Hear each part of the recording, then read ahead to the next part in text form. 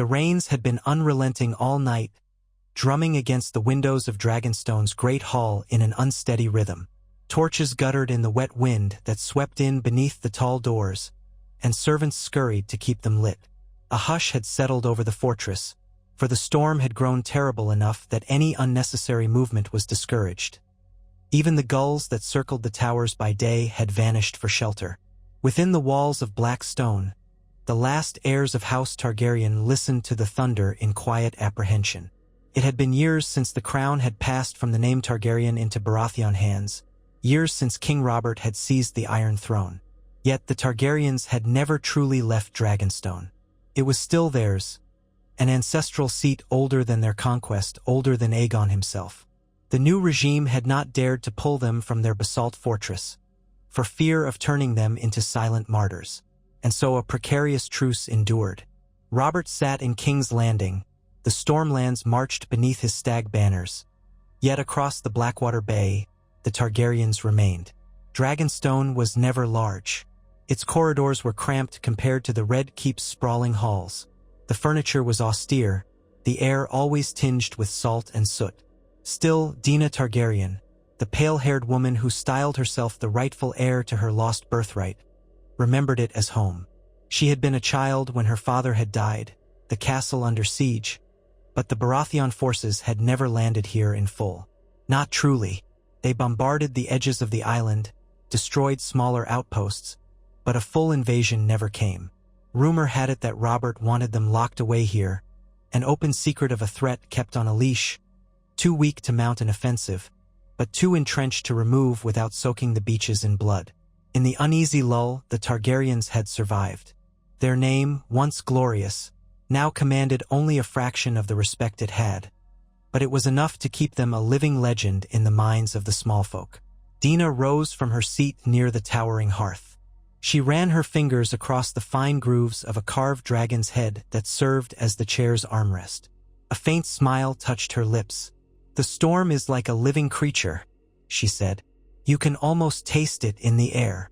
Across from her stood Lord Enar Valerion, a lean man whose features spoke of the old blood of Valyria just as plainly as Dina's silver hair. The Valerians had once been the Targaryens' staunchest allies, lords of the Driftmark, only a short sail away, sworn by blood and tradition to the dragons. Now, with House Targaryen's fortunes in decline, many houses who claimed to support them did so covertly, but the Valerians had never relinquished their open loyalty. Enar cast a careful look at the windows streaming with water. "It is as if the gods are raging. I doubt any ship on Blackwater Bay will sail for days in weather like this." Dina knew what that meant. If no ship could sail, there would be no news arriving from King's Landing. Perhaps that was a blessing. Her mind was already brimming with the troubles of the last few months. Another tax from the crown pressing them harder. Another demand that the Targaryens prove their fealty. She wondered at King Robert's motives. Did he truly plan to keep them caged here forever? Or was this a slow turning of the screw, meant to starve them until they inevitably collapsed? She moved to the narrow window slits, gazing out over the churned sea.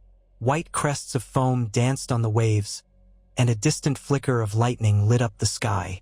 Dragonstone's towers jutted like black talons from the rocky outcrop, the monstrous gargoyles carved on their flanks seeming to glare at the fury of the storm. Rainwater carved rivulets between the towers. Dina could have sworn she heard the faint roar of a dragon in the thunder. Ghosts and memories. She had never known a living dragon. Those days were far behind, if her tutors spoke truly. She sighed. "We must gather soon," she said, turning back to Enar. "I've called the bannermen who remain loyal to us, or at least loyal to the idea of Targaryens. They should arrive, storm or no storm. Many might not want to risk their ships," Enar said gently, "but some will come if they see an opportunity." An opportunity to do what? Dina's voice held a note of quiet bitterness. Rally behind a single fortress stuck on a dreary rock? The crown outnumbers us 100-fold. If the Stormlands and the Crownlands joined forces, they could flood this island with troops. But Robert holds back. It makes me wonder if he fears an uprising. It was an old question. Why had the new king never simply finished them off? Perhaps King Robert had no taste for more war. Perhaps the cost was too great for too little reward.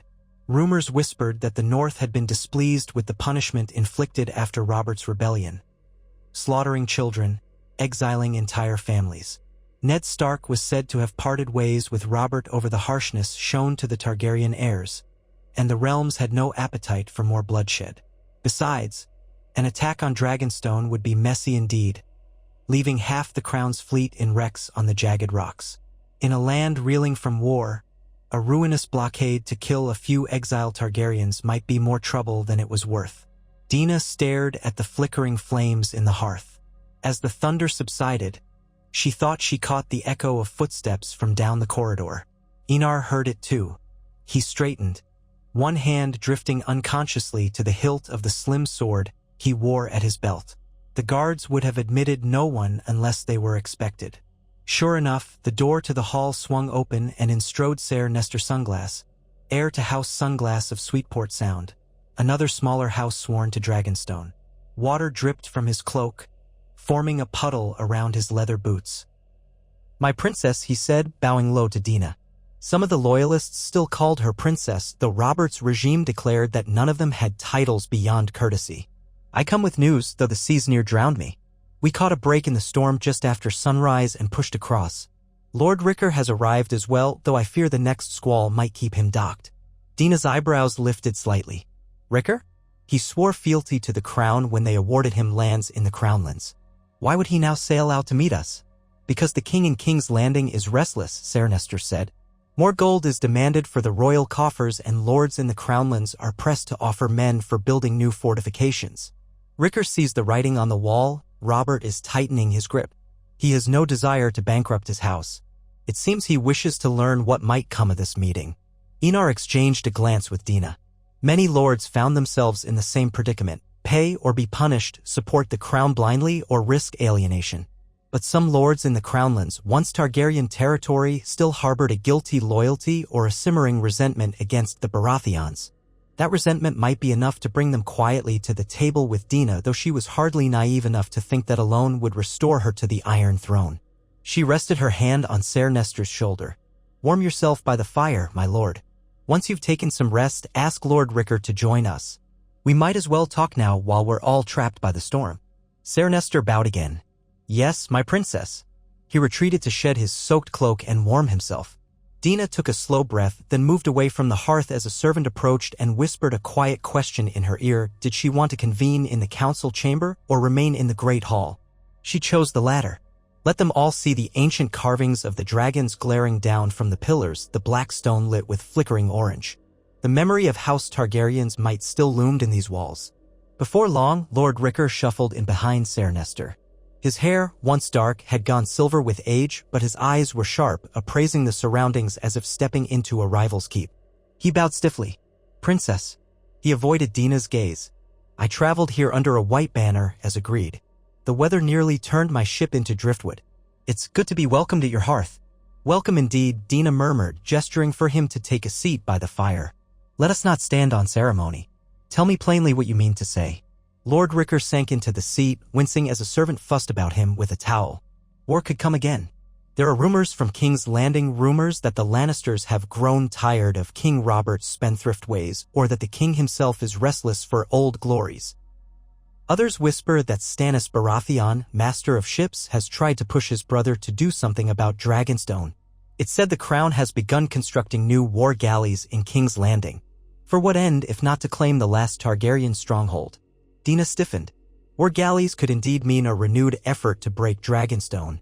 If Robert had awakened to the possibility that letting a Targaryen remain was too dangerous, the next step might be an assault. But a flicker of renewed resolve coursed through her. Better to die fighting than to let their line wither in quiet desperation. Still, she kept her composure. "We have heard those rumors as well. I had hoped they were unfounded. Yet here you are." Ricker's gaze fell to the flagstones. "The king stirs, but your presence stirs as well. The small folk talk about a Targaryen on Dragonstone. They wonder if you'll sail forth in rebellion or if you're content to brood across the bay. They question if the old families Valerion, Celtigar, Sunglass will raise sails under the three-headed dragon once more. This talk is dangerous. The more it persists, the more it forces the crown's hand." Ser Nestor stepped forward, dripping hair plastered to his face. So, you would have us remain silent? Give up whatever dream remains to us? There was a bitterness in his voice that Dina understood. House Sunglass had lost many men in the war, and the cost of Robert's taxes had driven them to near ruin. She suspected their finances were as precarious as Dragonstone's. But Ricker lifted his head, eyes flicking between them. I'm not telling you to give anything up. Only that the realm is stirring. I came to see if there is direction. If there is a plan. If there is a Targaryen future worth risking our necks for. His question hung in the hall. Enar stood with his arms folded behind him, gazing at Dina's profile. She could feel the expectant weight of everyone's eyes. She was indeed the figurehead, her hair the color of pale gold, her eyes a faint lilac hue so reminiscent of her ancestors. People looked to her to see if the Targaryen line still had any fight left. For years, they had survived in near isolation, making quiet trade for supplies and rarely venturing far from the island. But if war truly loomed... Dina stepped forward. She drew in a breath, remembering the stories of Aegon the Conqueror, of Rhaenys and Visenya, of dragons that had once soared across Westeros. Of a time when the Targaryen name had meant power, not just memories. She spoke softly. We are not what we once were. We have no living dragons. We do not have the wealth of the Lannisters, nor the great armies of the North or the Reach. But we have a claim that cannot be broken. This castle was ours long before the Seven Kingdoms. Let the crown build its ships. If they come to break us, we will do what Targaryens have always done, endure flame and storm. Silence met her words, but she saw the glimmer of something in Ser Nestor's eyes. Ricker stared into the fire, as if searching for a reflection of his own uncertain loyalties. At last, the older man nodded. Then I wish you luck, Princess. I'll not promise more than I can give. But the day may come when I, or others in the Crownlands, must choose a side. We will remember your stance. He spoke carefully, offering no open pledge, but Dina understood. Their conversation drifted into practicalities, supplies, trade agreements. Ricker asked if the Targaryens would pledge to keep shipping lanes free of raids if tensions escalated.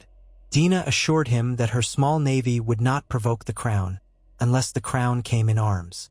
They parted late that evening, the storm still raging beyond the windows, and Dina felt a small measure of hope. If the crown's lords were uneasy, that might be a chance to exploit. For so long she had idled, content to live. Now war pressed upon them. When at last Lord Ricker retired to a guest chamber, and Ser Nestor departed to do the same, Dina stood in the now empty great hall, the torches guttering in the rush of wet wind. Enar hovered at her side. You speak like a queen, he said softly. You give them hope, but do we truly have a plan? A means to hold back the tide? Dina looked up at him, a faint wry smile on her lips. I'm not certain I believe my own words, if I am honest with you, my friend. But the time has come for me to speak as if I do. She exhaled and smoothed a palm over her silver hair. We have Targaryen blood. Our ancestors survived the doom of Valyria. Surely we can survive King Robert. She said it almost as a jest, but behind her eyes, something flickered. There were corners of Dragonstone, ancient passages sealed long ago, locked behind walls of basalt and draped in cobwebs. Rumors persisted of hidden lore from the days of Aegon, secret caches of dragon eggs that had never hatched, or arcane knowledge left behind by the sorcerers who shaped Valyrian steel. Most of these stories were likely fancy, but Dina had felt a pull in her blood since childhood, calling her deeper into the fortress's secrets. She was not sure what she expected to find, but in these perilous times, any advantage might tip the scales. At length, she whispered, keep a close eye on Ricker when he goes back. We cannot trust him fully, but we may find allies in unexpected places. For now, let us watch the storm pass. Tomorrow, I have matters to attend to in the catacombs. Enar gave a small bow. I'll join you. Old castle secrets aren't always safe, especially in storms. Water seeps in, passages collapse. Dina nodded. Very well. First light, then.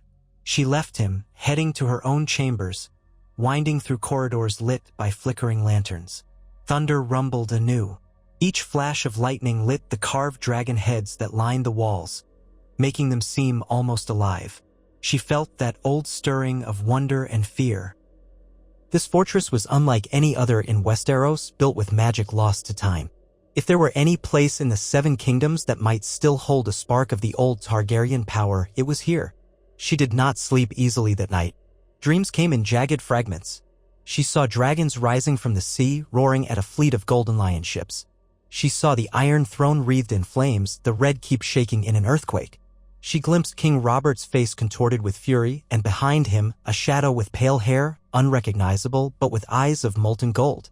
Then it all dissolved into swirling mist. When she awoke, pale dawn light crept through the narrow window. The storm still lingered, but the rain had lessened to a steady drip. She rose and dressed in a simple black tunic and breeches more suitable for exploring the underside of the castle than a gown. By the time she reached the Great Hall, Enar was already there, along with 2 of her sworn guards. Together, they descended a spiral staircase that plunged deep into Dragonstone's foundations. Torches in hand, they followed a corridor seldom traveled. The walls glistened with damp and the air smelled of salt and old rot. Strange shapes had been carved along these walls, serpentine dragons with eyes of gemstone, now dull with centuries of dust. The floor sloped gently downward and soon they stood at a rusted iron gate. Dina took a ring of keys from her belt. One of them, large and black, slid into the corroded lock, and after some jiggling, the bolt gave way with a screech. Enar held his torch high, illuminating a small chamber beyond. Inside lay crates of old equipment, racks of moldy leather jerkins, and a handful of chests bound with tarnished iron. It looked like a forgotten storeroom. Dina paced slowly among them, feeling her heartbeat quicken. When she had been a girl, she'd once overheard a pair of old maids whispering about the hidden library that lay beyond the storerooms. The old maester at Dragonstone had died before the war, but rumor claimed he'd kept more than just books on Ravenry. These chests, said Enar, nudging one with his boot. They look older than your father's reign. Dina nodded, then motioned for her sworn guards to check the door on the far side. It led to a dusty hallway. They pressed through a half-collapsed archway where old stones blocked half the passage.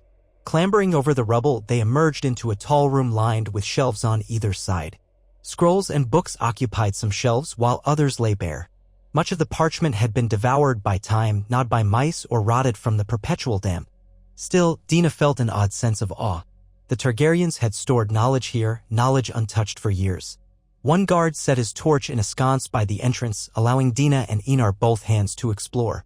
Dina reached carefully for a leather-bound tome near the center of a shelf, lifting it free. The spine cracked under her touch, and she winced at the musty odor.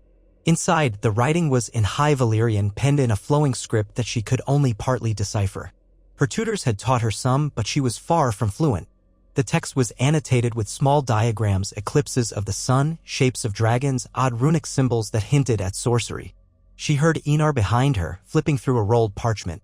"This speaks of the breeding of dragons," he murmured, eyes scanning the script. "A treatise on how to hatch dormant eggs." Dina's heart hammered. She'd grown up hearing that the last Targaryen dragons had been stunted, sickly, and died off. The secret knowledge of breeding dragons was said to have died with the old Valyrians. But in her hands and Enar's, fragments of that knowledge lay scrawled on ancient paper. She lifted her eyes, meeting his excited gaze. "Do we have eggs?" she whispered, half not daring to speak it aloud. "Are any still hidden in the castle?" He closed the parchment carefully. "None we know of, but stories exist, maybe in the darkest vaults or sealed crypts. Or perhaps on Driftmark too. My own families keep his old storage as well. Even a single egg might, well, a long shot. Even if we found one, the odds of hatching it are beyond slim."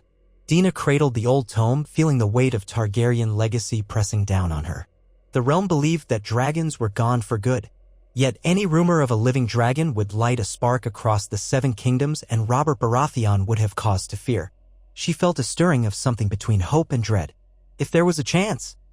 She trailed her fingers across the next page, scanning the Valyrian words. She recognized references to extreme heat, to rituals performed by blood of the dragon. The text mentioned pyres and songs, shadow and fire, the moon's turning. Some phrases repeated, blood for fire, fire for blood. She suppressed a shiver. Enar was examining a second shelf, lifting tattered scrolls to peer beneath them. One, larger and heavier than the oth. Heirs, slid from its perch and unfurled on the floor, scattering dust. He bent to retrieve it, then stared. "Dina." His voice was hushed. "This is a map of the tunnels beneath Dragonstone. Look." She hurried over, kneeling beside him. The map was ancient, drawn in inks that had faded to brown. The fortress was outlined in stark lines, but below the main keep, a warren of passages twisted like a labyrinth. Some led to large dome chambers, one of which was labeled in Valyrian script. A rough attempt to copy the common tongue next to it read, "Chamber of the Dragon's Egg." The words sent a thrill through Dina's veins. In the silent gloom of that hidden library, she could almost hear the roar of a creature that did not exist. She glanced at Enar. "We must see if that chamber still exists. This could change everything." Enar nodded, his expression a mirror of her own apprehension and eagerness. Agreed. They set about making sense of the map, marking likely routes from the storerooms. The labyrinth was confusing, with dead ends and side passages that might have collapsed over the centuries. The old parchment might be out of date or inaccurate from the start, but the label was clear enough. If such a place had existed, they wanted to find it. Torchlight flickered ominously as they ventured deeper. Twice, they encountered partially collapsed corridors they had to squeeze through, sending showers of pebbles rattling onto their cloaks. The walls bore carvings that seemed more primitive than the grand ones near the keep's main floors. Dragons, yes, but also great serpents and beasts with multiple heads. Dina's breath seemed too loud in the confined space. Her imagination conjured images of what might lurk here. Half-rotted skeletons, or dormant eggs turned to stone. A mad Targaryen sorcerer's ghost. The tales were endless. Eventually, they reached a place where the passage opened into a cavernous chamber with a ceiling that soared beyond their torchlight. Stalactites and patches of natural rock showed that part of Dragonstone was built around an existing sea cave. The echo of dripping water resonated. A single wide dais of carved black stone rose at the center, ringed by shallow channels in the floor. Enar lifted his torch, sweeping it across the dais. Dina stepped forward. "I see no eggs," she said quietly, disappointment lacing her voice. The dais was bare, save for scattered debris, broken fragments of stone that might once have been decorative vessels. Everything seemed half-crumbled, as though some ancient occupant had abandoned the place in haste or it had collapsed over time. The channels around the dais were too shallow for anything but decorative use, or perhaps to hold some flammable substance. She couldn't say. Enar walked the perimeter, scanning the darkness for side alcoves or hidden doors. The two guards, uneasy, hovered near the entrance. Dina stepped up onto the dais, shining her torch down on the floor. An intricate mosaic had once decorated it, but the pattern had been worn away by moisture. She crouched, brushing aside a layer of grit. She found a faint, swirling design, the outline of a three-headed dragon, but parts of it had chipped. The center was marred by a crack in the stone. She ran her hand over it, feeling an unexpected heat that might have come from residual geothermal activity. Dragonstone was, after all, a volcanic isle warmed by fires deep below the earth. Could that subterranean heat have once been harnessed to hatch eggs? She felt a pulse in her own blood as if the environment responded to her presence. Perhaps it was mere fancy, her imagination fueled by old stories. There must have been something here, she murmured. Some method. If the eggs were placed on this dais, if the channels were filled with some accelerant, maybe. Enar's voice echoed from across the chamber. "Dina, come see." He stood near a shadowed wall, gesturing to a small alcove.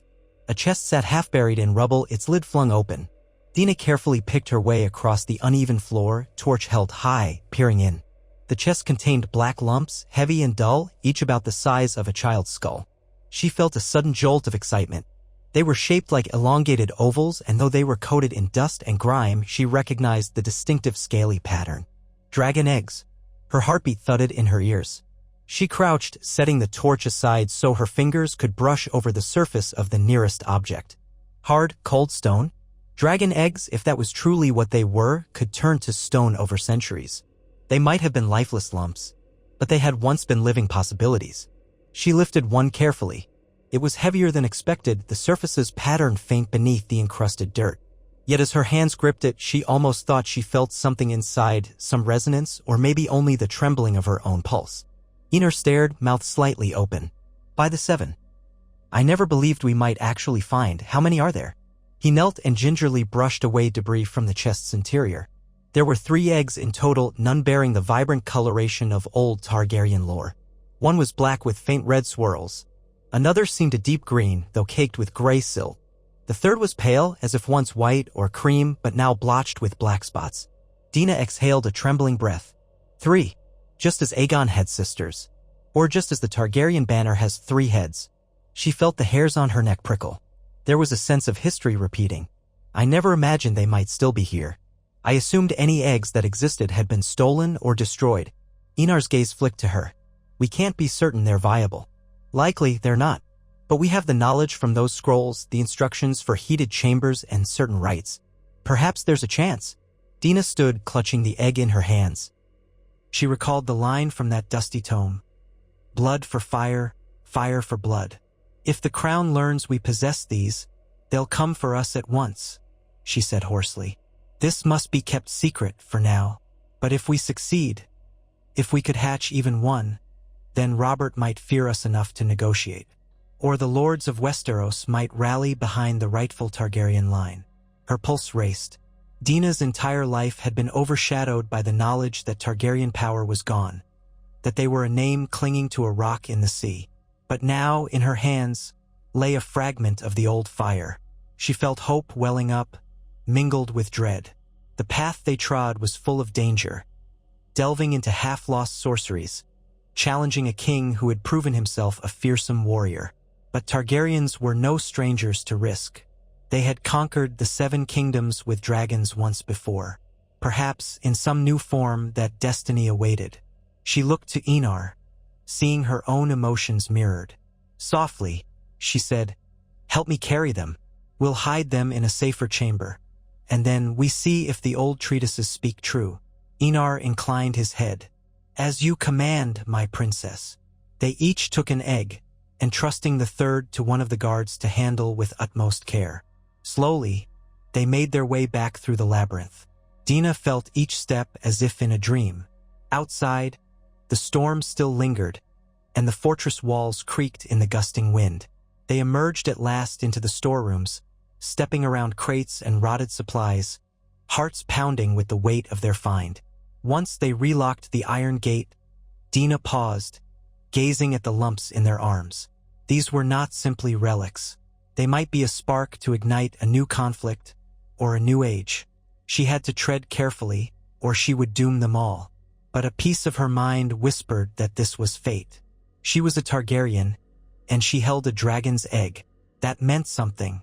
They found a hidden chamber in the upper floors, an old storage closet behind a disused corridor, one that Dina had discovered as a child. She had often played there, believing it secret from the grown-ups. Now, she pressed the eggs into a hollow behind a loose stone in the wall, layering them gently with cloth and straw to cushion them. Enar watched over her shoulder, silent but focused. When at last they were safely hidden, Dina slumped against the rough stone, her face glistening with sweat despite the cool, damp air. She whispered, "We must gather resources for the hatching attempt. I'll speak to our trusted advisors. But no one else must know, not until we're sure. If this fails, better we keep it hidden. If it succeeds..." She closed her eyes, imagining the realm's reaction to the sudden rebirth of dragons. Enar nodded, stepping away with a tense excitement. "I'll stand with you, princess, as always. I never imagined we'd come this far." Neither had she. House Targaryen had been cloistered for years, battered by political pressure, overshadowed by King Robert's rule. Yet a new tide was rising, and for the first time, Dina felt that House Targaryen had more than just a claim. They had a weapon if fate allowed them to wield it. That evening, after washing away the grime and the salt of the catacombs, Dina stood on a high balcony overlooking the raging sea. Lightning flickered across the horizon. Dragonstone's black spires loomed behind her, gargoyles perched on every parapet. The wind tore at her hair, whipping it into tangles of silver. She closed her eyes and raised her face to the storm, letting the rain pelt her cheeks. Perhaps it was her imagination, but she thought she heard a distant thunderclap that sounded more like a roar than anything else. They had discovered the eggs, and war might be coming. The king in King's Landing would not let them be forever. Yet now Dina had a sense of purpose she had never felt. This was not the quiet acceptance of their exile. This was not a slow march to irrelevance. If the gods had granted her a dragon, if the old Valyrian arts still coursed in her blood, she would seize her family's destiny. If she failed, the Targaryens would vanish forever, swallowed by time. But if she succeeded, Westeros itself might tremble. She stood in the storm a while longer, letting the thunder drown out all thought, letting her heart beat in time with the sky's fury. House Targaryen would not go quietly, no matter how many Baratheon galleys were built.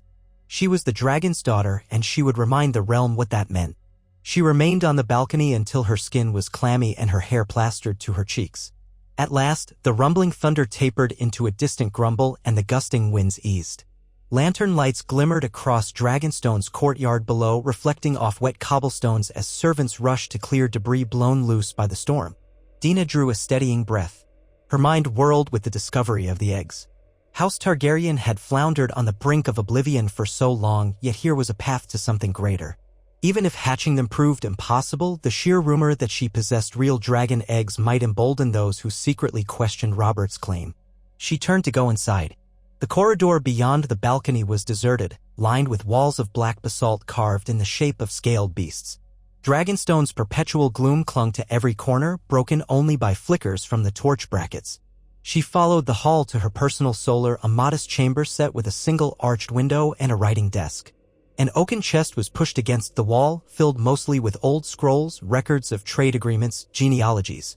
She kept her possessions minimal, the fortress offered few luxuries, and her focus had never been on material splendor. Now, though, she felt the weight of her next steps like a chain of iron. If she mishandled this, the crown's retribution could be swift and final. A cup of watered wine sat untouched on the desk. She took a small swallow, letting its sour tang ground her wandering thoughts. She found herself thinking of King Robert Baratheon, how he had once been known for his prowess with a warhammer, for the fury in his eyes on the trident. He had unseated the Targaryens by force, toppling a dynasty centuries old. If word reached him that the exiled blood of the dragon had discovered a means to resurrect their ancient advantage, would he hesitate to strike? Or would he sail at once? Her fingers tightened around the cup. The time for passivity was ending. She would act, not hide. At that moment, a knock rattled her door. Enar's voice followed, subdued but urgent. "My princess, may I enter?" She granted him leave, and he slipped inside. The torch in the corridor behind him revealed the tension etched on his features. "There's news," he said, keeping his voice low. One of our lookouts observed a Baratheon galley crossing from the mainland before sunset, moving westward around the island's perimeter. It didn't approach our harbor, but it lingered in the channel for a short time, as though surveying the coastline. Dina set her cup aside. "A scout, no doubt. Perhaps from King's Landing or from Dragonstone's new castellan under the crown's authority. They want to see if we've made any suspicious moves." Enar nodded. They didn't land, and the storm forced them back out to sea, but it's a reminder that the crown does not simply ignore us. We must assume our every move is watched. She rose, letting that fact settle like a weight on her shoulders. Then we act with caution. We share knowledge of the eggs only with those we trust beyond measure. We proceed quietly with the next steps. He gave a slight bow. "I agree." Several lords remain in the castle. Lord Celtigar arrived this morning. He's in the Great Hall, speaking with Ser Nestor. They've asked if you'll join them. Dina draped a dry cloak over her shoulders and followed Enar back through the corridors. The Great Hall was warmer now, with fresh torches lighting the carved pillars and the broad hearth roaring. She saw Lord Celtigar, a gaunt man with hollow cheeks and a close-trimmed beard streaked gray. The crab sigil of his house was embroidered on his doublet, though the threads were worn. House Celtigar was an old Valyrian bloodline, sworn to Dragonstone for generations, but their fortunes had waned under the Baratheon's shadow. Next to him stood Ser Nestor Sunglass, still damp from earlier. He was stoop-shouldered and weary, but he bowed smartly as Dina approached. Lord Celtigar managed a curt bow of his own. Dina inclined her head. "My lords, you braved the storm to reach us. I trust you have found dry clothes and food." Ser Nestor bobbed his head. "We have, princess. But time is short. We bring troubling news from the Crownlands. A new levy of coin has been demanded. Some say it is to finance the building of war galleys in King's Landing. Others say it's to pay off Robert's many debts to the Lannisters. In any case, the lords grumble. And we have heard more talk of the king's inner circle urging him to deal with Dragonstone once and for all." Lord Celtigar's eyes flicked to the massive dragon statues that loomed above the dais. He exhaled as though the thought unsettled him. "We've heard that Lord Stannis Baratheon is particularly adamant that you must finally bend the knee, truly bend it, by relinquishing your claim to the Iron Throne or be dealt with as traitors. The king's small council might be divided, but Stannis is not one to let old grudges lie. Dina's jaw tightened. She remembered well that Stannis had once held Dragonstone himself in canon history, but in this alternate scenario, let's keep consistent. She recalled that after the rebellion, Robert had granted Stannis the overlordship of Dragonstone, but the Targaryens had never evacuated fully. The arrangement had become complicated, with the Targaryens effectively squatting in their own ancestral seat under an uneasy truce. Stannis was a dutiful man, rigid in matters of law. If he believed the Targaryens were undermining the crown, he would push relentlessly to remove them. Dina's gaze swept the great hall. Even with the lesser lighting, the black stones seemed to shimmer with hidden depth. "I do not intend to provoke them into open war," she said, choosing her words carefully. "But I will not simply bow. The crown demands more coin than we can afford. They restrict our ships, hamper our trade. Sooner or later, a confrontation might be unavoidable. I want to be prepared." Enar stood behind her, arms crossed. How do the other lords of the Narrow Sea feel? Valerion, Sunglass, Bar Emmon, the smaller houses along the coast? Lord Celtigar replied in a hushed tone, "They're torn. Many resent the new taxes, but few dare risk open conflict against the Baratheons. Even if they do, they'll want some promise that it won't be a hopeless cause. I'll not lie, my princess, it's your name they look to. If you can show them that House Targaryen still has real power, alliances might form." Dina's heart beat faster. A show of power, like a dragon. But she could not speak of that here. Instead, she glanced at Ser Nestor. "We must find a way to unify those who chafe under Robert's rule. We do not wish to tear the realm apart, but neither can we allow the crown to strangle us. If war breaks out, we cannot stand alone." She let a pause linger. "For now, we maintain polite relations. Let none suspect what we might be planning. If the crown demands an envoy to treat with them, perhaps we can buy time." Ser Nestor frowned. "Sending an envoy might be risky. The moment you appear to negotiate in good faith, they could seize your people in King's Landing. You yourself cannot go. They'd never let you sail back." Dina had no illusions about that. "Then I'll send someone else, someone the crown might respect. Perhaps the new Maester Jonos. He arrived last year and is sworn to serve us, but he's also recognized by the Citadel. Let him speak on our behalf. It will slow them, I hope. Meanwhile, we discreetly muster supplies. And if we find allies, Lord Celtigar gave a slow nod. "I see the shape of this. We bide our time while we prepare. My ships are few, but I can offer them to guard supply runs from the nearby ports. Ser Nestor's men are well trained. The main risk is if the crown decides it's finished playing cat and mouse." "Indeed." Dina's tone was grave. "I need your counsel, lords. Both of you are among the loyal vassals who've stood by House Targaryen since before the rebellion. In your judgment, are we wise to attempt a quiet build-up, or would a bolder stroke be better, something that forces the crown to reckon with us before they can mass their new galleys?" Lord Celtigar and Ser Nestor exchanged glances. In the hush, the rain tapped a slow beat against the high windows. At length, Celtigar spoke. "I believe a quiet build-up is safer, though it carries the risk of discovery and a subsequent siege. A bold stroke, like capturing a Baratheon warship or blocking the gullet, would indeed gain attention, but it might also rally the entire realm against you. Let us not forget that Robert remains popular with many.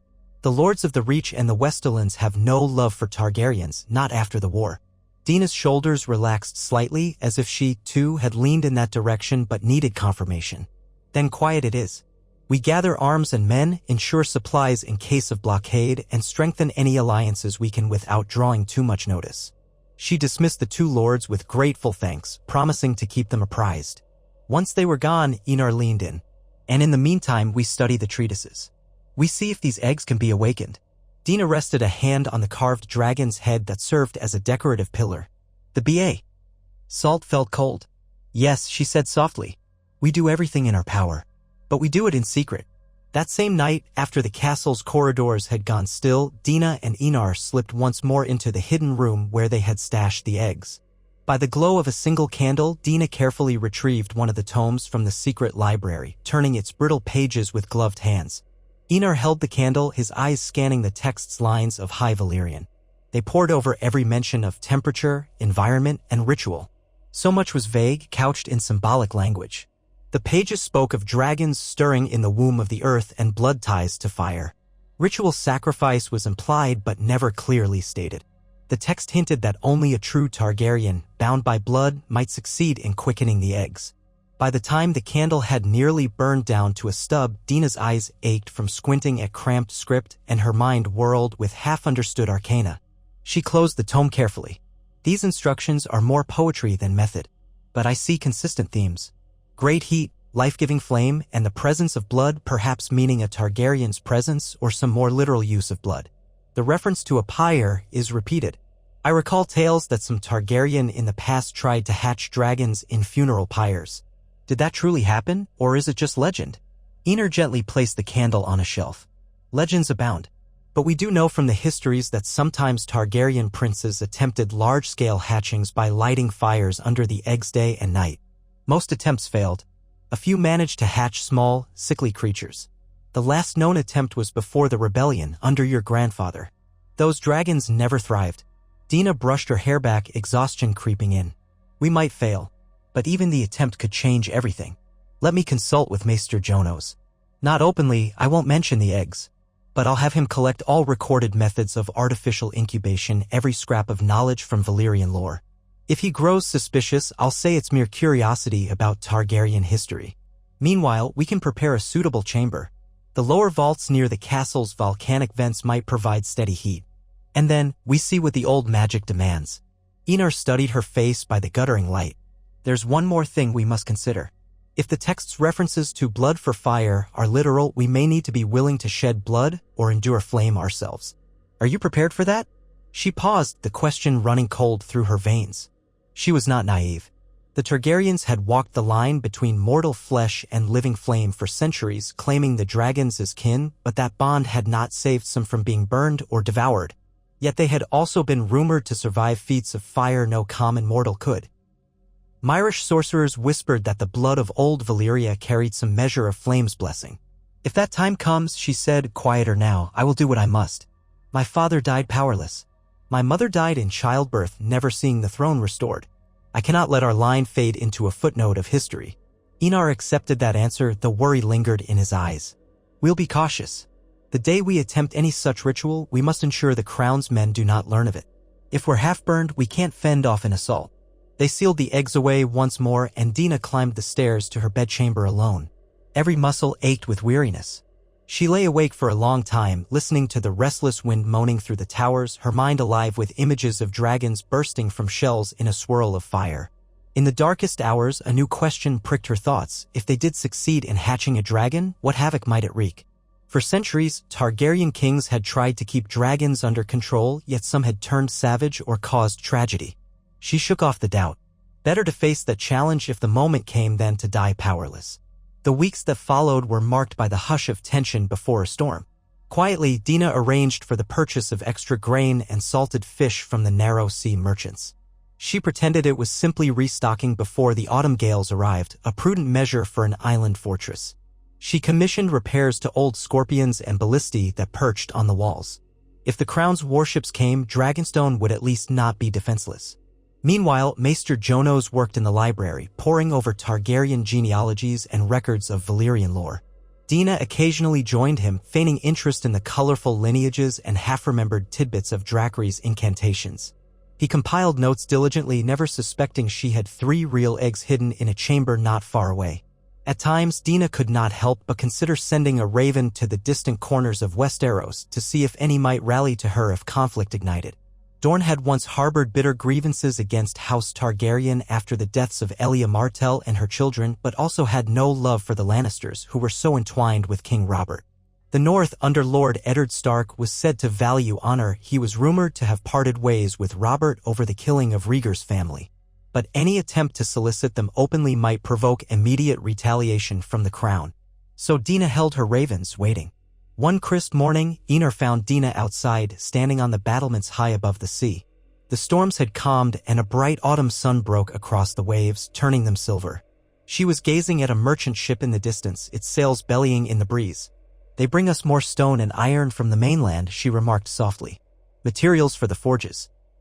We'll need every scrap if we're forced into siege conditions. Enar dipped his head. We're strengthening the gates and shoring up the harbor chain. Still, the best defense might be to keep the crown uncertain of our intentions. Have you decided whether to dispatch Maester Jonos to King's Landing with that conciliatory message? I have, Dina answered. He leaves at week's end. We'll offer to pay a modest levy, less than they demanded, but enough to seem cooperative. Perhaps that alone will buy us a few more months." Enar pursed his lips. "Do you trust Jonos not to reveal our true state if pressured?" Dina shrugged gently. "He knows nothing of the eggs or any warlike intent. He sees only that we're anxious to avoid conflict. If the crown coerces him, he'll have little to say. And if the worst happens and he never returns, well, we'll mourn him, but it won't unravel our plans." They both stood silently as the merchant ship glided closer to the dock. Gulls wheeled overhead. Dina found herself thinking that the calm day was deceiving, like a lull before a decisive clash. She found a wry smile drifting onto her lips. "We are Targaryens, Enar. If the gods favored us, we'd have dragons soaring overhead and we'd not be forced into these shadows." Enar's expression softened. "Perhaps we will, in time." In the days that followed, they discreetly prepared for the next step in the hatching process. A portion of the old dungeons deep beneath Dragonstone sat near a natural vent where warm air rose from volcanic fissures. Dina ordered a small team of workers to clear out rubble under the pretense of making space for new storerooms. She insisted only her most trusted guards oversee the labor. Once the space was cleared, she had braziers placed in strategic spots and instructed the guards to keep them burning at all hours. Smoke was drawn away through natural crevices in the basalt. The heat there was stifling, but it might approximate the environment the eggs required. She studied the cryptic instructions in the treatises, practicing her High Valyrian to interpret them more accurately. She learned that the eggs needed to be rotated, that the temperature must remain intense but not scorching enough to crack the shells prematurely. The text also alluded to the presence of living flame, some essential spark rumored to be bound to a Targaryen's own life force. At last, the night came when she and Enar, along with 2 sworn guards, ventured into the heated vault carrying the dragon eggs in a sturdy chest. Sweat beaded on their brows in the oppressive warmth.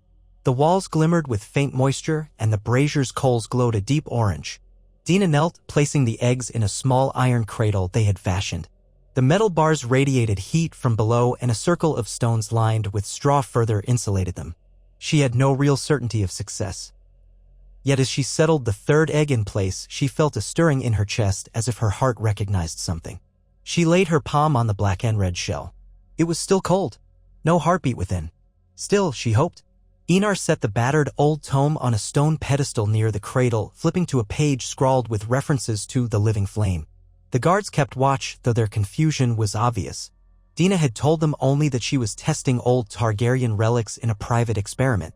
They asked no questions, for sworn guards rarely did. Dina took a deep breath, focusing on the words. She recited softly in Valyrian, a phrase that invoked dragons of the past, Zaldrizes Basdari Ixos Dare, she murmured, words rolling from her tongue. Dragons do not lie dormant forever. Perhaps it was a prayer or an incantation. She could not be sure. Her voice trembled, but something in the still air seemed to hum in response. Enar poured a small measure of oil into the brazier nearest the cradle, fueling the flames, and the heat intensified. Dina could feel it scorching her face. The text implied that sometimes the Targaryen attempting to awaken the egg would offer a few drops of their own blood to the fire, an echo of Valyrian blood magic. Her heart hammered. Carefully, she pulled a small knife from her belt, pricked her finger. She held the drop of blood over the cradle and let it fall onto the black shell. For an instant, the drop shimmered on the egg's surface, then sizzled away. They stayed for hours, chanting softly, rotating the eggs, feeding the braziers. The heat and smoke made Dina lightheaded. She had no illusions they would simply hatch tonight. But every moment spent with her hands on those shells, feeling the hum of warmth, made her believe it could be possible. The Targaryens had once bound dragons to their will. Why not again? By the time dawn approached, they departed the vault, locking it with heavy iron bars and posting the guards outside. The eggs remained behind, swaddled in heat. Dina felt as if she had left part of herself in that chamber. She prayed the old stories were more than myths. The next days passed in a blur of tension. Word came from King's Landing that Maester Jonos had arrived safely but been compelled to wait for an audience with the king. Meanwhile, a war galley flying Baratheon colors was seen off the coast again, though it did not approach. Dina continued her quiet preparations, forging alliances where she could, stockpiling supplies, adjusting the guard rotations. Yet each evening she returned to that vault, rotating the eggs, offering a few drops of her blood to the fire as the treatises suggested. She whispered old words in Valyrian, half prayer, half incantation. She could not say whether she felt anything stirring within the stone. At times she fancied a vibration against her palm, but it might have been only her own racing pulse. At length, a raven arrived bearing news from Maester Jonos. His letter bore the sigil of the citadel to ensure authenticity. He wrote that the king's mood was sour. Robert was rumored to be at odds with the Lannisters, frustrated by mounting debts and bored with peacetime. The small council was torn about how best to handle the Targaryens. Stannis wanted a decisive strike, while others, like Lord Varys, favored watching and waiting, claiming the Targaryen whelp on Dragonstone was no immediate threat. Jonos had presented Dina's modest offer of coin, but the matter was deferred while the king weighed more pressing issues. The letter ended with a warning that the king might grow unpredictable if further spurred. Dina's stomach twisted. She had no illusions that Robert's inaction would last if he decided an easy victory could solidify his rule. She sent back a polite letter urging swift resolution and renewed fealty while privately urging her allies to stay alert. The crown might be placated for a short time, but they would never let her gather strength indefinitely. The nights bled into weeks. Dina's clandestine ritual continued. Once or twice, she felt certain the black and red egg grew warmer beneath her palm. She touched her ear to it, hearing only silence, yet the warmth was more than the surrounding air, she was sure of it. She said nothing to the others, not yet uncertain if it was wishful thinking. One night, she mustered her courage and decided to test an old Targaryen legend that their blood could endure flame without harm. She built the fires higher than ever in the vault. The air shimmered. Sweat poured down her neck. Enar stood by with alarm in his eyes. Dina carefully removed her gloves and placed both hands on the cradle, so close to the coals that she felt her flesh nearly blister. She whispered the old incantations, letting a trickle of her blood drip onto the straw around the eggs, and the flames licked up around her arms. Pain seared her senses. She did not possess the perfect immunity of myth. She was flesh and bone, and it burned. But she gritted her teeth and stayed near, refusing to draw back. At last, she fell away, her hands red and scorched, the smell of burnt hair filling her nostrils. She gasped, tears in her eyes from the agony. Enar caught her as she stumbled. She was no Daenerys Storeborn from the tales she had heard whispered of Rhaegar's sister, no magical, unburnt miracle. She was simply Dina, a mortal Targaryen. Yet in those few moments, she thought she saw a faint glow pulse along the eggs' surfaces as though they responded to her sacrifice. Maybe she was delirious from pain. She did not speak of it, only let Enar wrap her hands in salve-soaked bandages. The attempt left her shaken, unsure if she was chasing illusions. While Dina nursed her burns, the realm's tensions mounted. More ships appeared off Dragonstone's coast, merchant vessels, but also patrolling war galleys with crowned stag banners. The Targaryens kept a vigilant watch, expecting a blockade any day. Yet King Robert still did not move decisively. Rumor said he was mired in hunts, feasts, and arguments with Queen Cersei in King's Landing. Ser Nestor heard from a contact in the city that the king was drinking more than ever, neglecting some of his duties. That gave Dina a sliver of hope. Perhaps the crown's corruption would buy her time to succeed in her experiment or to fortify an alliance. One late afternoon, a courier galloped up the winding path from the harbor, breathless with news that Stannis Baratheon was rumored to be gathering a small fleet at King's Landing's docks. No official word had been sent to Dragonstone. The tension within the fortress soared. Dina summoned her vassals and key knights to the Great Hall, announcing that they must be ready to defend the island at short notice. She gave quiet instructions to discreetly relocate women and children to the interior keep. The men armed themselves, sharpened swords, tested bows. The next day, she placed a swift skiff under Lord Celtigar's command to watch the seas near Cracklaw Point. If Stannis approached, they would know. That same evening, Dina, bandages still on her arms, returned to the vault. The watchers said the eggs had not stirred outwardly, but the heat in the cradle was steady. She sank to her knees before them, ignoring the protest of her blistered skin. She touched each shell in turn. The black one felt almost alive with warmth. The green one, too, held heat. The pale shell remained stubbornly cool. She exhaled a shaky breath. "Is it working?" asked Enar, voice echoing in the oppressive chamber. "I can't say," Dina whispered. "They feel different, but it could be the heat from the coals." She checked the black egg's surface. When she ran her bandaged thumb gently across one of the ridges, she noticed a faint crack that might not have been there before. Her breath caught. "Enar, look." He leaned in, brow furrowed. The crack was hair-thin, nearly invisible in the flickering light. "Gods," he murmured. It could be the shell expanding in the heat or truly the beginnings of life. Either way, it's a change. Dina felt tears of mingled relief and fear in her eyes. "We must keep the fires constant, then. I'll come each day, no matter how it burns. If there is life inside, I won't abandon it." Enar looked ready to protest further self-harm, but the intensity in Dina's face stilled him. Instead, he nodded gravely. "As you will, princess. I'll remain by your side." They spent another sleepless night tending the fires, rotating the eggs. At times, Dina felt lightheaded, half delirious with the stifling heat, her arms throbbing with pain. She repeated the incantations from memory, voice faint. The swirling shadows in the chamber seemed to come alive, forming shapes of dragons on the basalt walls. At one point, she could have sworn she heard a muffled heartbeat from within the black egg. She pressed her ear to it, trembling, but it might have only been her own racing pulse. Still, she believed. By dawn, she was so exhausted that Enar insisted she rest. He and the guards carefully banked the fires. She stumbled back to her quarters, half collapsing on the bed. Outside, the fortress bustled with anxious activity, but Dina had reached her limit. She slept through half the day, plagued by fever dreams of roaring flames and unstoppable beasts bursting into the sky. She woke to find a concerned serving girl at her side, pressing a cool cloth to her brow. The girl stammered that Lord Celtigar had called a meeting in the Great Hall. He said it was urgent, news from the crown. Dina pulled herself upright, ignoring the pain in her arms, and dressed in a fresh tunic. She found Enar waiting outside her door, expression grim. Together they hurried to the hall. Lords Celtigar, Sunglass, and Valerion were gathered, along with a handful of knights. All bowed as Dina approached. Celtigar spoke first. "A raven arrived from King's Landing. It seems your maester, Jonos, petitioned again for an audience, pressing your willingness to pay partial tribute. But the king refused him. Word around the court is that Stannis is urging for a swift strike, that your time on Dragonstone has run its course. Meanwhile, Robert has gone on a boar hunt, leaving the matter in his brother's hands." Dina's eyes narrowed. "So, Stannis is effectively calling the shots. Then war may be upon us sooner rather than later." Enar rested a palm on the hilt of his sword. "If Stannis is determined, he'll gather a fleet. He's the master of ships. We should expect him to test our defenses or blockade us. We might have weeks or days, depending on how swiftly he moves." Ser Nestor cleared his throat. "Should we attempt some preemptive strike? Slip a few swift galleys out under cover of darkness, ambush them before they mass?" Dina considered it.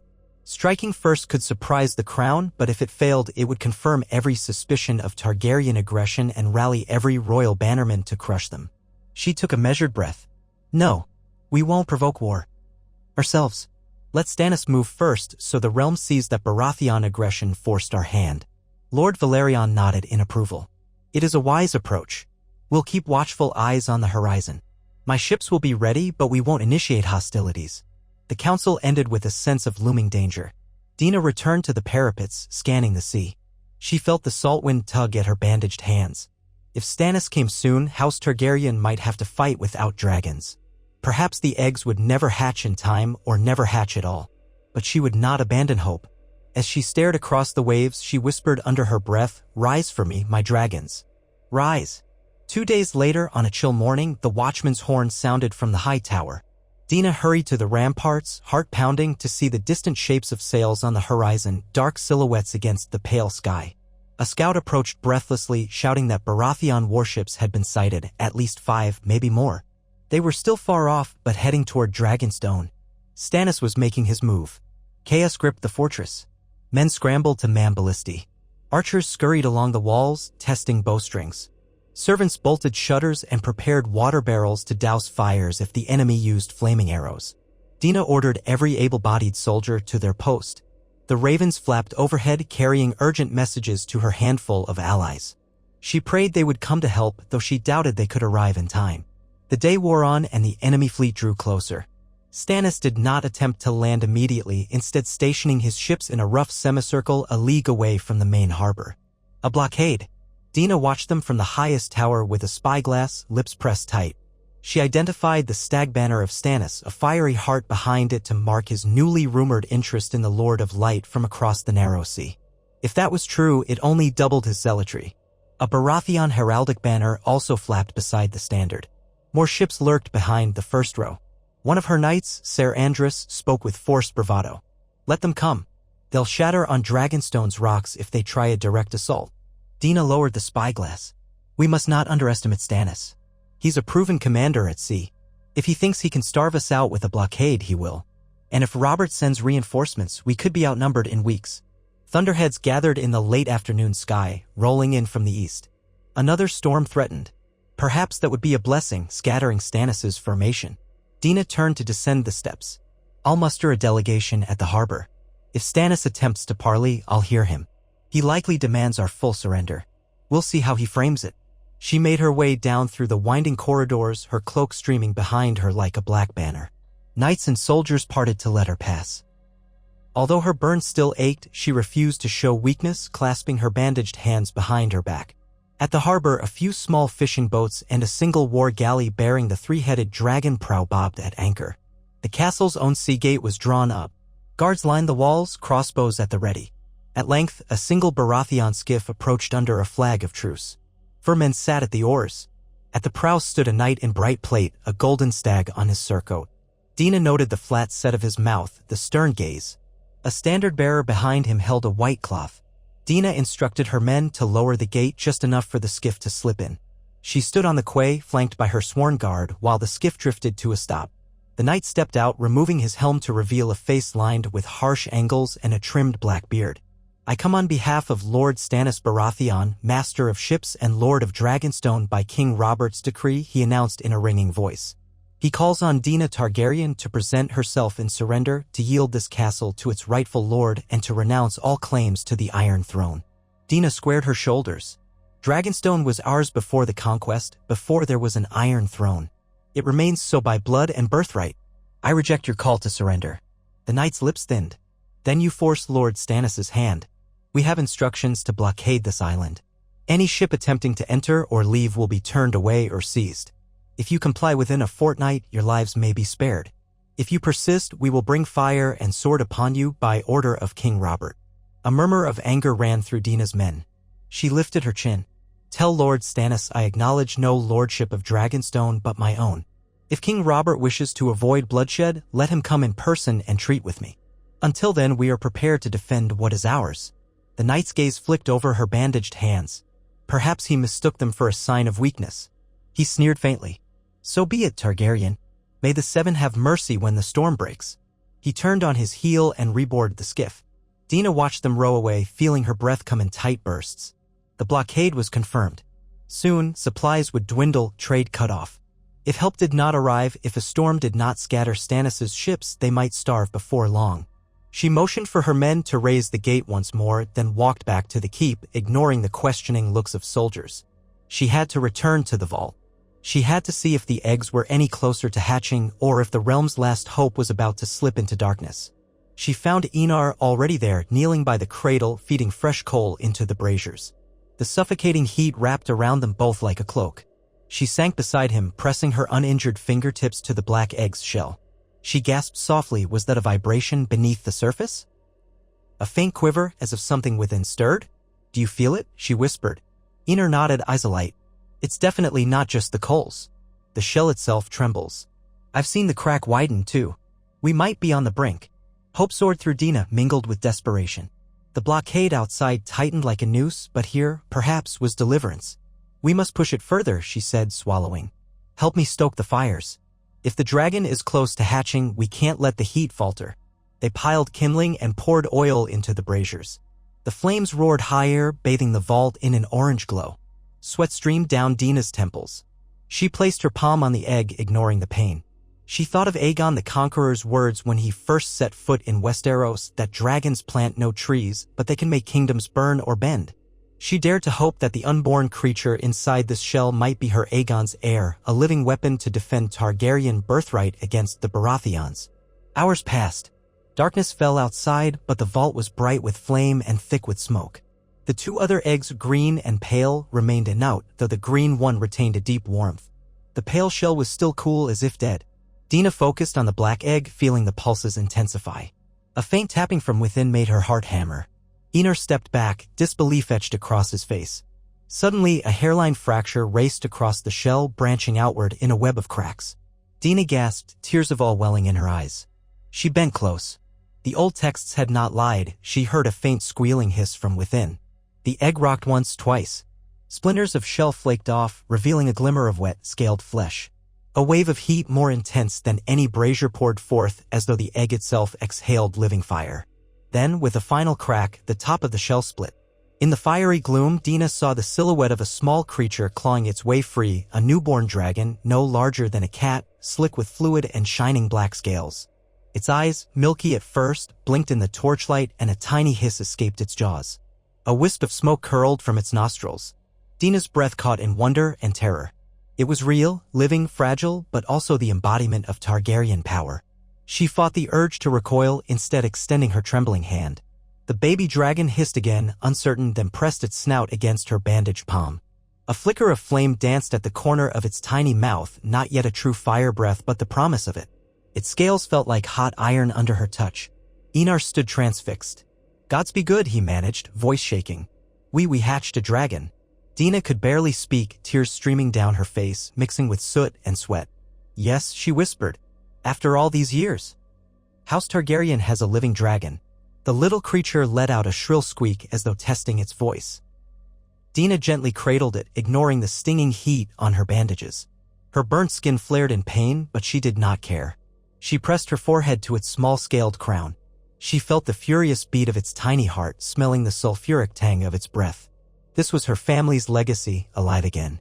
She looked to Enar, eyes burning with conviction. "Now we have a chance. Let Stannis come with his warships. We will show him why the realm once bowed to her house." Enar's lips parted in a shaky smile. "We must keep this secret until it's stronger. A newborn dragon can't fight a fleet yet." Dina nodded, though excitement raced through her veins. "We hide it, feed it, nurture it, see if the others might hatch. Then when we reveal ourselves, we won't be alone. It might take time for it to grow, but a living dragon changes everything." He quickly grabbed a cloth to swaddle the hatchling, who squirmed and snapped its tiny jaws. They found it was hungry, nibbling at stray bits of shell as if testing everything with curiosity. Dina recalled stories of how dragons devoured meat from their first hours. She had her guards fetch raw scraps from the kitchens under the guise of feeding a wounded hawk. They offered slivers of beef to the little creature, who devoured them with surprising ferocity, squeaking in delight. Its scales gleamed black, marbled with faint red patterns that looked like rivulets of molten lava. The membranes of its wings were translucent, so thin that the brazier's glow shone through them. That night, Dina slept in the vault, refusing to leave the dragon. She dozed in snatches, always waking to check on the creature. In the flickering light, she watched it curl up beside the still-cooling shards of its shell, occasionally twitching or letting out a tiny puff of smoke. Its presence filled her with awe beyond words. The impossible had happened. She had turned myth into reality. Yet as dawn approached, pragmatic concerns returned. The fortress was blockaded. The dragon was but a hatchling, no use against a warship. They had precious little time to let it grow, if indeed it grew swiftly. Dina wondered how fast young dragons matured. In old texts, some soared within months, others took years to become formidable. This might be a race against Stannis. Would he attempt a direct invasion, or starve them out?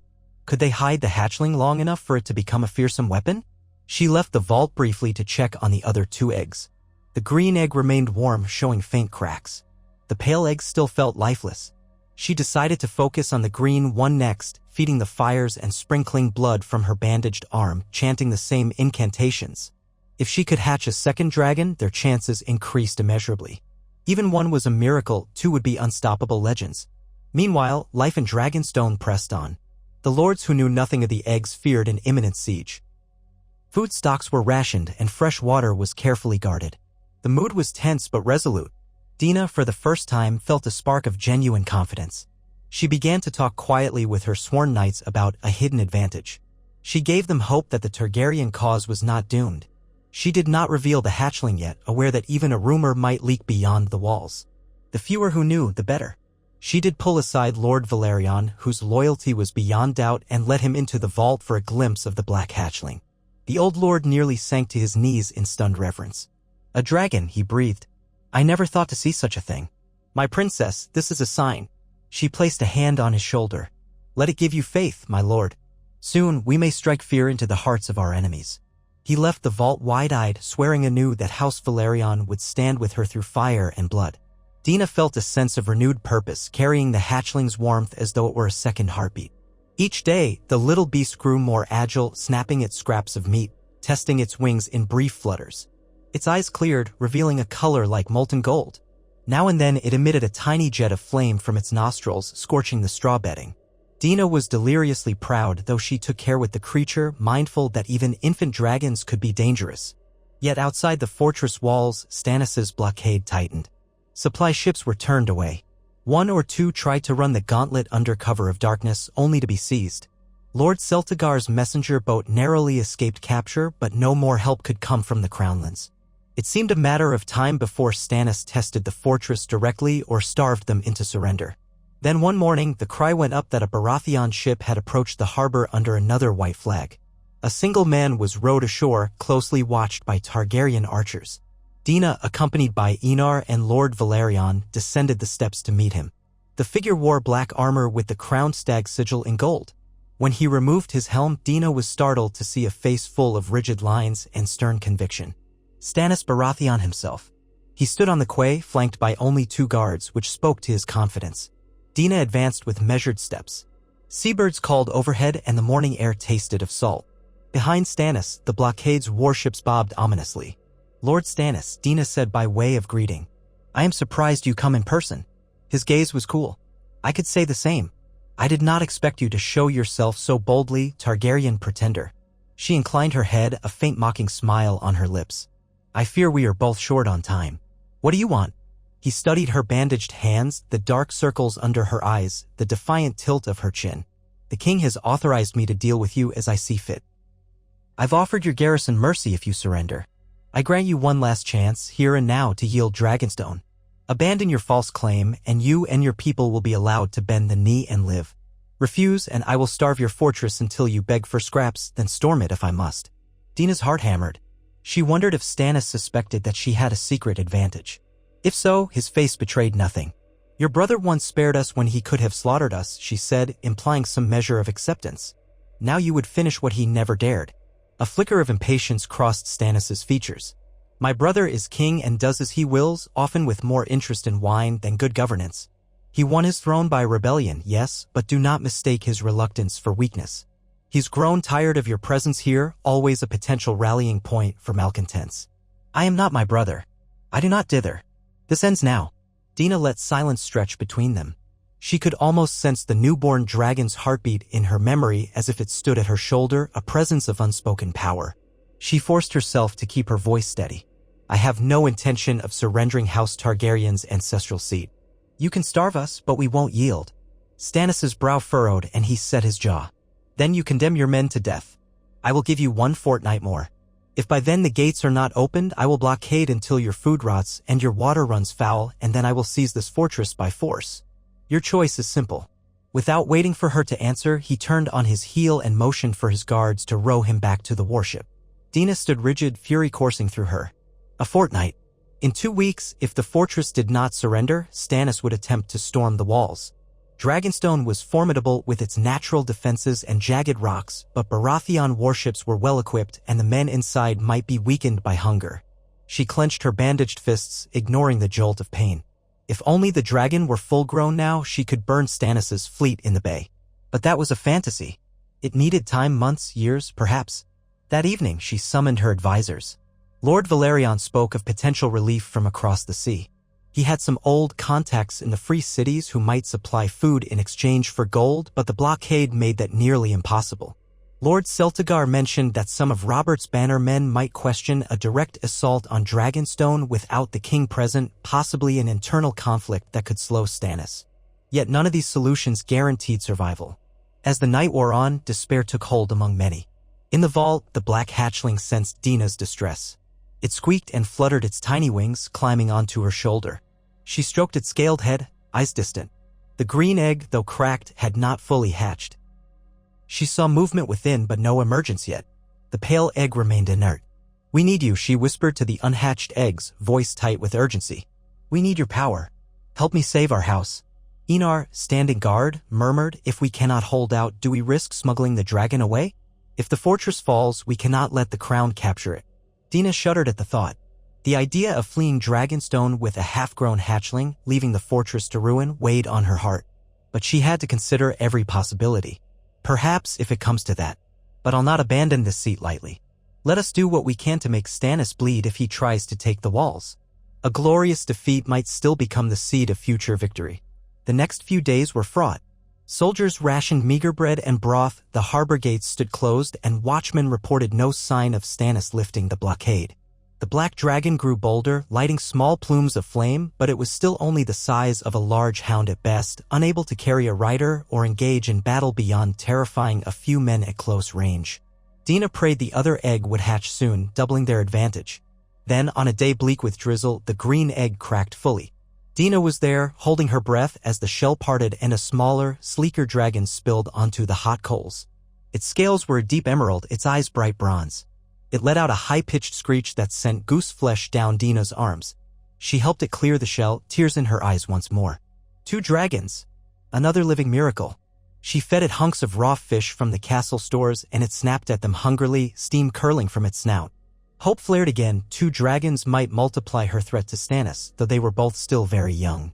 Perhaps she could keep them hidden until the day of battle, then unleash them unexpectedly, sowing panic among the enemy ranks.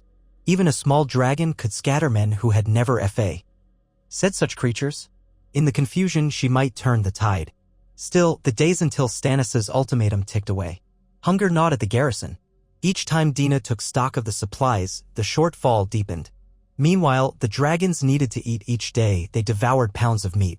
Dina ordered fishers to cast nets off the rocky side of the island at night, hoping to supplement their store without drawing the blockade's attention. But the yields were meager. Finally, with only 3 days left before Stannis' promised assault, Dina stood on the ramparts in the pre-dawn gloom. Rain spattered the stone and the sea churned below. She looked out at the circle of Baratheon warships. Fires glimmered on their decks. No sign they were departing. She clutched her cloak around her, exhaustion evident in her posture. Enar joined her, quiet. Behind them, the black hatchling clung to Dina's shoulder, shielded by her cloak's hood from the rain. "We must choose," Enar said softly. "Fight or flee. If we remain, we risk being overrun. These walls are strong, but the men are weak with hunger." Dina stared across the bay. She could imagine Stannis, awake on his flagship, orchestrating the final blow. "I won't flee without attempting to drive them off," she said at last. 2 dragons, however small, can set ships aflame if we can get close. We might surprise them if we sail out under cover of darkness. The castle scorpions can provide covering fire. Enar considered it. A night attack, it's risky. But if we wait for them to land, we fight on the beaches where they have the advantage of numbers. She nodded. We stand a better chance surprising them at sea. If we destroy or scatter enough ships, the blockade breaks. Even a partial victory might let our allies bring supplies. He exhaled slowly. "So be it. I'll gather the best men and the fastest galleys. We'll slip out tonight." Dina turned, the black hatchling rustling beneath her cloak. "I'll go as well," she said. "I must be there to unleash the dragons. If they sense my presence, perhaps they'll be bolder." Enar tried to protest, but one look at her set jaw told him it was futile. She was the heart of this cause. If House Targaryen was to rise, its leader would guide the charge. With grim resolve, they began preparations. Under the cover of dusk, while the blockade ships bobbed at anchor, Dina gathered a small strike force. 2 of Dragonstone's swiftest war galleys were prepared, each carrying archers, pots of burning pitch, and scorpions on deck. Dina boarded the largest, the Sea Dragon, flanked by Enar and a cadre of knights. Hidden inside a makeshift shelter near the prow crouched the 2 young dragons, restless and hissing, tethered with thick leather straps Dina prayed would hold if they grew frantic. Their wings flicked, and the black one periodically spat small jets of flame. The green hissed at the ropes, its eyes gleaming with hunger for battle. The night sky was moonless, the sea surging gently in an ebb tide. The rowers dipped their oars silently, pushing away from the harbor. Dina stood near the prow, her heart pounding so loudly she thought the entire crew might hear it. She peered at the faint lights of the Baratheon ships ahead, their silhouettes dark lumps against the horizon. Rain drizzled, muffling sound. Perfect for a stealth approach, but also dangerous. One flash of lightning and they would be silhouetted. Closer they rowed until Dina could see the flicker of torches on the enemy decks. She signaled the men to hold. They drifted, the waves rocking them. On the deck behind her, the archers stood ready with flaming arrows, pitch pots glimmering. The 2nd Targaryen galley flanked them to port. Dina's breath was shallow. She nodded to Enar, who eased open the makeshift shelter. The black dragon unfurled its wings, letting out a low, rumbling growl. The green one snapped at the air. Dina moved carefully, coaxing them forward. Each was now the size of a large dog, smoke trailing from their nostrils, lethal enough to sow panic. She prayed they would not panic themselves in the open sea. "Now," she whispered. Enar raised a hand. The archers lit arrows and loosed them at the nearest blockade ship, a stout galley flying Stannis' stag banner. Arcing flames sailed through the drizzle, plunking into the enemy deck with soft thuds. Shouts broke the silence. A bell clanged alarm. At Dina's command, the oarsmen rowed hard, surging toward the enemy ship. The second Targaryen galley followed suit, launching more flaming arrows. Dimly, Dina saw men scrambling on the Baratheon vessel, trying to douse the fires. An answering volley of crossbow bolts whistled overhead. One struck a Targaryen archer in the chest, toppling him into the dark water with a splash. Dina gritted her teeth, urging the dragons forward. The black one hissed, flapping onto the prow's railing. With a jolt of fear and exhilaration, Dina watched it inhale and spew a gush of flame at the Baratheon deck. Would caught fire instantly, men screaming as they reeled back. The green dragon scrambled beside its sibling, a narrower burst of fire scorching the rigging. Flames raced along the ropes, dropping burning sailcloth onto the crew below. Chaos erupted. The Targaryen archers seized the moment to unleash another volley of flaming arrows. The Baratheon ship's deck was ablaze, thick smoke billowing. Dina heard the roar of a horn from the rest of the blockade, signals passing between vessels. Lanterns flared to life as the larger war galleys turned to face the threat. She spotted at least one ship prowling behind them, positioning for a ramming strike. "Row," she shouted, her voice nearly lost amid the din. The Targaryen galley pulled away from the burning vessel, which was starting to list. A second Baratheon ship loomed to starboard, its archers returning fire. Arrows thunked into the hull, and a flaming pot whirled overhead, smashing against the mast in a spray of embers. Dina coughed on the smoke, trying to keep the dragons from leaping away. The black one let out a furious shriek, loosing another tongue of flame at the second ship, igniting part of its railing. Enar barked orders, and the Scorpion crew on the Targaryen ship pivoted the heavy bolt thrower. With a whoosh, they fired a bolt trailing burning pitch.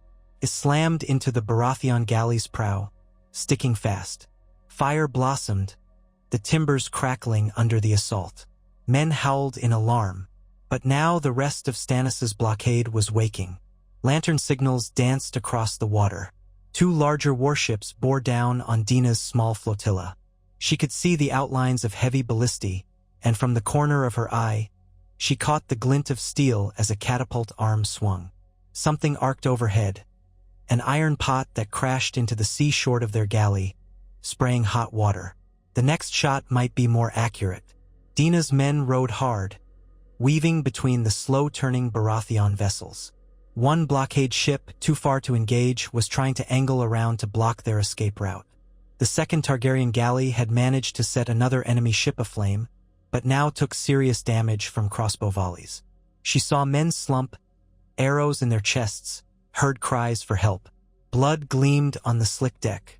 "Fall back," Dina ordered, though her heart pounded with the thrill of battle. "We can't be pinned between them. We've done enough to disrupt their lines. Now we must return to Dragonstone." Already, she could see one Baratheon ship floundering, flames climbing its mast, while another bore heavy scorch marks. The blockade was compromised, if not broken. She had hoped to ignite a chain reaction of fires, but the rainy weather stifled some of the flames. Still, the unexpected dragonfire had left the enemy reeling. Men shouted in confusion, "Dragons? How can there be dragons?" Dina's lips curled in fierce satisfaction. Let them grapple with that reality. As they pulled back, the black dragon took flight in a short glide, spraying flickers of fire down onto the deck of a damaged Baratheon galley. Its wings flapped frantically, not yet strong enough for sustained flight, and it crashed back onto the Targaryen prow with a squeak. Dina scooped it up, patting its scaled neck. "You did well," she whispered, eyes stinging from smoke. The second Targaryen galley retreated likewise, the green dragon hissing at the flames that licked the rails. Meanwhile, the Baratheon warships struggled to reorganize and pursue. Two were ablaze. Others circled to contain the breach. Dina's rowers strained their muscles, propelling the Targaryen galleys back toward the island's harbor. Crossbow bolts chased them, splashing into the water. One ship fired a catapult shot that soared overhead, missing wide. By the time they reached Dragonstone's harbor, dawn was breaking, painting the sky with sullen red. Smoke plumes marked the site of the nighttime skirmish. Though they had not destroyed Stannis's entire blockade, they had dealt real damage and, more importantly, sown terror. Dina leapt onto the quay with the black dragon perched on her shoulder, and the men who saw it reeled back in shock, whispering prayers. Many knelt, proclaiming the blood of the dragon returned. Dina's cheeks were smudged with soot, her hair matted, yet she felt more alive than ever. They had fought the crown's blockade and lived. Now, the question was how Stannis would respond. Would he retreat, battered, or redouble his efforts, furious at the revelation of living dragons? As the sun rose, Dina ascended the winding steps to the battlements and gazed upon the chaos in the distance. One Baratheon ship burned still, a blackened husk listing in the waves. Others had regrouped, forming a line, presumably to seal off any further breakout. She could imagine Stannis' expression, grim rage at the impossible turn of events. He would not give up easily. Beside her, Enar arrived, face streaked with ash. "We lost some good men," he said quietly. "But the men who lived are celebrating. They say a single Targaryen dragon is worth 100 warships. Imagine their hearts when they learn we have two." Dina inhaled the morning air. "Let them celebrate, but we must remain vigilant. Stannis will come at us either with siege towers or renewed naval assault. We've revealed the dragons now. We cannot rely on surprise again." She gently scratched the black dragon under its chin. It snapped playfully at her bandages. Enar nodded. "At least we can hope that others in Westeros will hear of this. Word of dragons is sure to spread. It might rally new allies. Some houses might prefer to side with living legends rather than a fractious king." Dina watched the drifting smoke. "Yes," she said softly. "If House Targaryen is truly reborn, let every corner of the realm tremble or rejoice. We will shape our destiny from the ashes of the blockade. Stannis thinks to bury us, but fire and blood cannot be buried." She stood on the parapets a long while, the newborn dragon perched at her side, gazing out at the battered warships. 2 dragons were alive within Dragonstone's halls, carrying the ancient legacy of Valyria. Though the fortress was ringed by enemies, Dina felt, for the first time in her life, the stirring of true power. She recalled the stormy night she'd stood on the same spot, longing for a chance. That chance had come, and the realm itself might never be the same. Even if they were surrounded, House Targaryen once more had flame on its side, and she would wield it without hesitation against those who denied her birthright.